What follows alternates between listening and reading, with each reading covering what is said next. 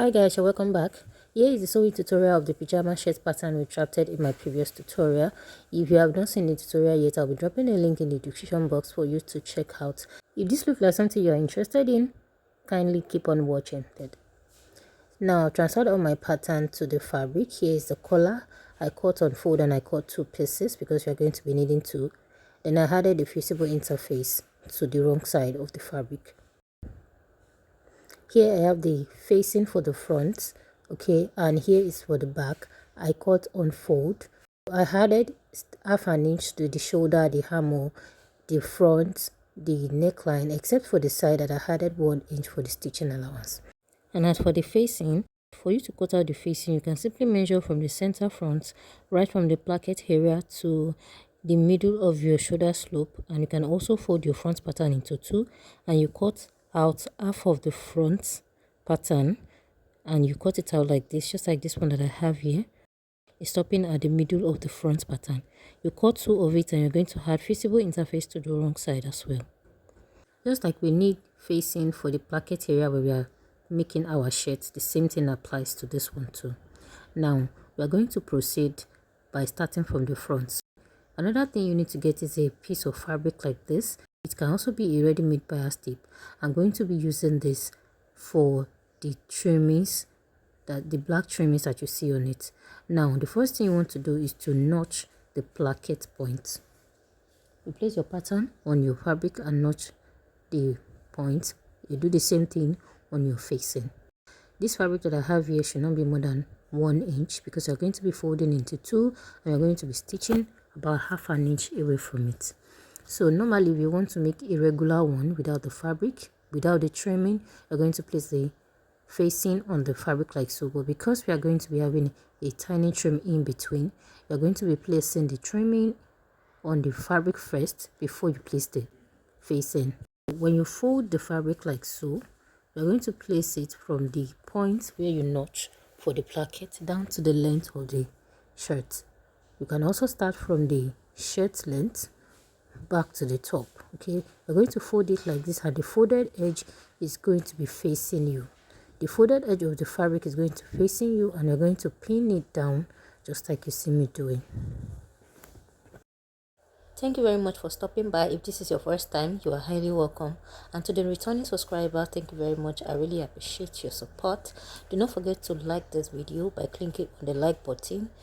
Drop your comments, drop your video requests, or any other thing you want me to talk about or to make a video on this channel. Thank you very much. Once you're done with that, you cut off the excess of the trimming and you place the facing on it like so. Carefully, then you align the notches.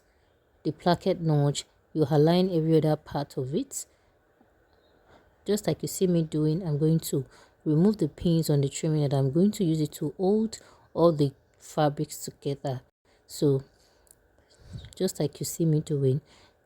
Then once you are done with that, you are going to start your sewing from the shirt length back to the placket points that you notched earlier, or you start from the placket points and finish your sewing on the shirt length. So I'm going to do that now, and I'm also going to do the same thing on the second side of the front bodice. So guys, I'm done, and this is what it looks like. As you can see, the trimming is sandwiched in between the facing and the main fabric. Then I did the same thing for this other side. All right, so this is what the front should look like if you do it the same way I do it. Okay, it's going to overlap like this. Remember, we had 1 inch for the placket. If you have seen the pattern drafting video, you would understand. So now the next thing we want to work on is the back. The back does not really have anything serious. We're just going to be placing the front on the back. There is no facing for the back because we are going to be attaching a collar, and the collar is also going to be serving as a facing, and at the same time we're going to be securing the raw edges of the back. And for our regular stitching, this is how we are going to be placing our fabric right side facing each other. But in this case, we are not going to be doing it like that because we want to have a French seam. But in the case of a French seam, you're going to be placing the wrong side of the fabric on each other first. We're going to be having 2 sewing or 2 stitching. So, and when you're also doing this, you make sure that you flip the facing away. You're not going to stitch the facing. You're going to align the two shoulders and you're going to secure it with a pin, just like you see me doing. So after this, I'm going to take us to the sewing machine so that we can see the process of sewing a French stitch. So you're going to start by stitching half of your added sewing allowance. So if you had 1 inch for your stitching allowance, that means you're going to stitch 0.5 inch first.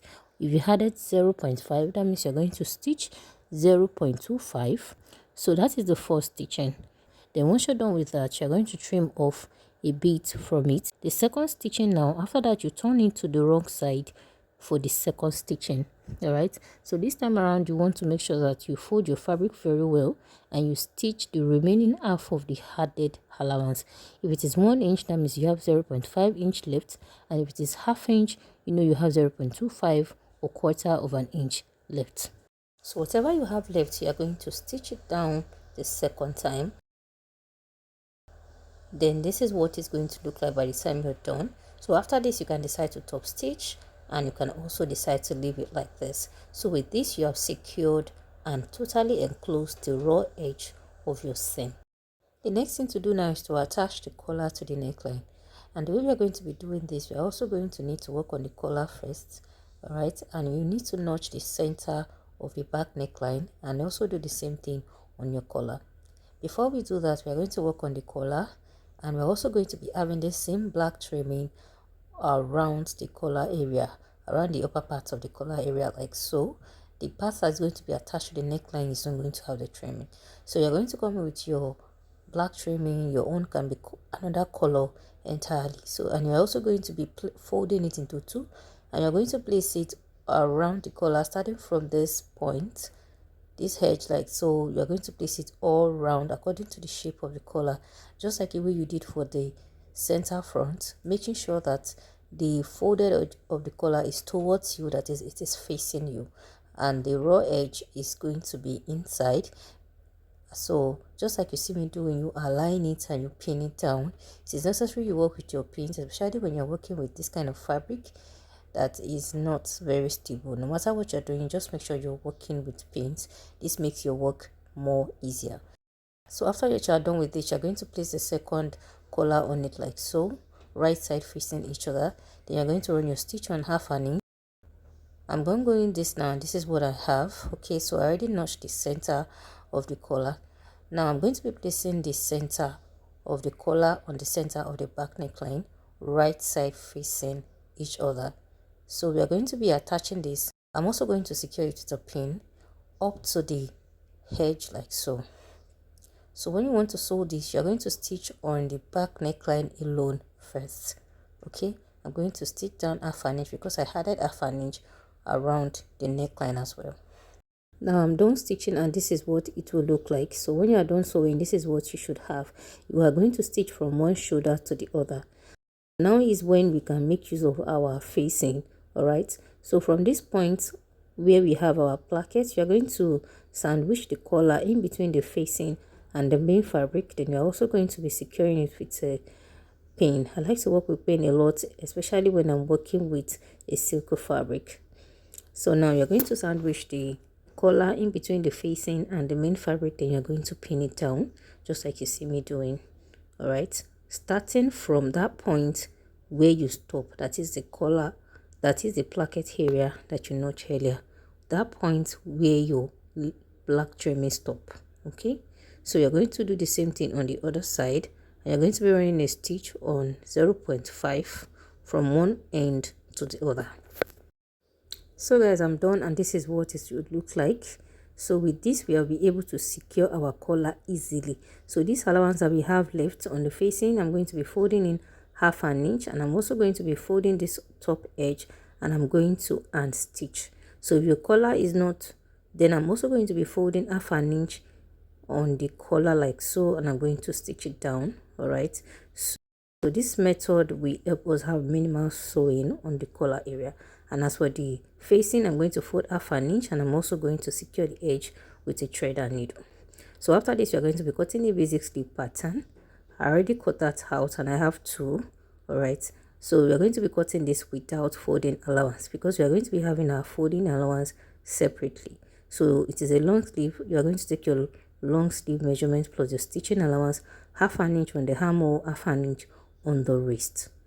I also have a video on how to cut a basic sleeve pattern using two different methods. I'll be dropping the link in the description box below. Kindly check it out. Because we're going to be having a trimming on the wrist as well, we are going to be having a separate fabric like so, and I'm going to be attaching it just like this one on the wrist. Okay, I'm going to be placing it right side facing the wrong side, and I'm going to stitch down with 0.5.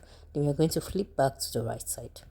So guys, I'm done, and this is what it looks like. I already open press and I use my iron to press down 0.5. Now you're going to come with this black trimming and you're going to place it in between like so, making sure that the raw edges is inside, and I'm going to stitch it down. Then I'm going to do the same thing on the second sleeve. Here is what I have after which I'm done. Then I went ahead to attach the sleeve to the armhole. I guess we already know how to do that.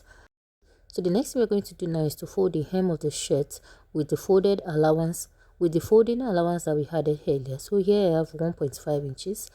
I'm going to fold in the 1.5 inches. I'm going to run a stitch on it like so. So guys, now I'm done folding the down part, and here is what I have. All right, so after you are done with this, the next thing you want to do is to give it a proper press. You make your buttonholes and then you fix the button. So guys, that'll be all for the pajama shirt sewing. In my next tutorial, we're going to be sewing a pajamas trouser. The method I'm going to use will also be suitable for cutting a trouser with elastic waistband. Kindly turn on your notification bell so you do not miss this tutorial when I drop it, because it's going to be coming up immediately after this one. And please, if you are yet to subscribe, kindly do so now, and do not forget to like this video, please, so that we can reach as many people as possible. To go a long way for me. All right, thank you guys for watching up to this moment. Do not forget to always take care of yourself, and see you in my next tutorial. Bye.